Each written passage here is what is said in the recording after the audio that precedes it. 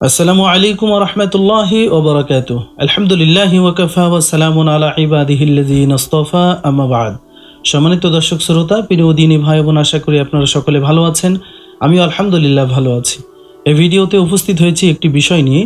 তা হলো, কেউ যদি বলে যে উপরে আল্লাহ নিচে আমি, এমন কথা বা বিভিন্ন সময় আমাদের চিকিৎসকগণও বলে থাকেন, ডাক্তারগণ বলে থাকেন যে উপরে আল্লাহ নিচে আমি তো আছি, এমন কথা যদি কেউ বলে তাহলে তার ঈমান চলে যাবে কিনা, এই বিষয়টি নিয়ে সংক্ষিপ্ত আকারে বিস্তারিত আলোচনা করার চেষ্টা করব। আমার তৌফিক ইল্লা বিল্লাহ।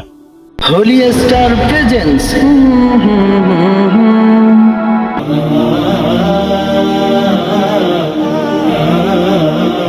তো শরীয়তের আলোকে এমন কথা বলা জায়েজ নেই, এমন কথা বলা থেকে বিরত থাকতে হবে।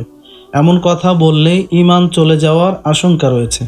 সুতরাং এমন কথা বলা থেকে আমরা অবশ্যই বিরত থাকব।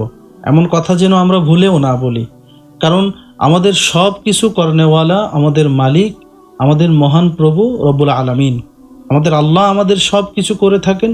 সুতরাং উপরে আল্লাহ নিচে আমি, এমন কথা বলার কোনো প্রয়োজনই নেই। আমরা সর্বদাই এই কথার প্রচলন ঘটাতে পারি, আর তা হলো আল্লাহ আমার জন্য যথেষ্ট, আল্লাহ আপনার জন্যও যথেষ্ট। উপরে আল্লাহ নিচে আমি, এমন কথা বলার কোনো প্রয়োজনই নেই। আর এমন কথা বলা থেকে আমাদের অবশ্যই বিরত থাকতে হবে, কারণ এমন কথা বলার মাধ্যমে ঈমান চলে যাওয়ার আশঙ্কা রয়েছে। সুতরাং এমন কথা যেন আমরা কখনোই না বলি। আমরা সঠিকটা প্রচলন ঘটানোর চেষ্টা করি যে আমার জন্য আপনার জন্য আল্লাহই যথেষ্ট।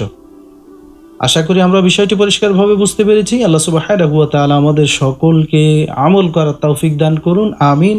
ভিডিওটি শেষ করার আগে সকলের কাছে একটি অনুরোধ, ভিডিওতে একটি লাইক এবং মন্তব্যের ঘরে আপনার গুরুত্বপূর্ণ মন্তব্য পেশ করতে পারেন।